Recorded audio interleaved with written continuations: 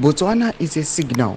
Zvadhakwa komana tona president advocate Nelson Chamisa kuadresa aiwa pa the inaugural ya president Gideon Boko wekubotswana tanomasvika achiti aiwa vakaona the ruling party ZANU-PF vanofanira kuona zviri kuitiwa kune dzimwe nyika dzatiri kuona kuti aiwa mavotes evamwe vanhu kune dzimwe nyika they are counting achiti aiwa they must copy vongoitawo sezviri kuitawo mamwe maleaders sandapinda mashoko anodanyurwa panapa paTechmark TV inodibva subscribe like utamba bell icon timinda paindo pawanoposta this interview yakaitwa advocate Nelson Chamisa kubotswana unyataura mashoko ekuti opposition leader Nelson Chamisa is urged president Edi Mnangagwa to draw lessons from the recent held Botswana elections in which the outgoing president Masisi ensured a smooth transition of power.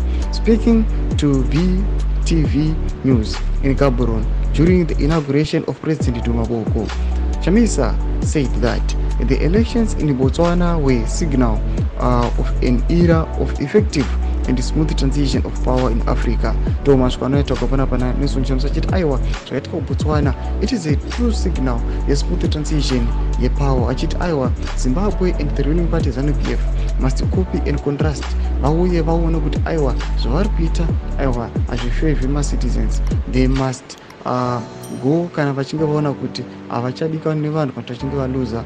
Mashoko atinoona kuti Nelson Chamisa is failed kuti avaudze fair vakomana munyika yeZimbabwe, but Botswana inauguration it has become the battleground. Panyazozwa kuti aiwa mutungamiri the ruling party ZANU-PF was present, iyewo semutungamiri opposition was present, ndobva auya akangovaudza chokwadi. Tudze mafungiro enyu matikudii pamusoro pechitiko ichi. Ida comment section yedu, subscribe or like, and turn the bell icon.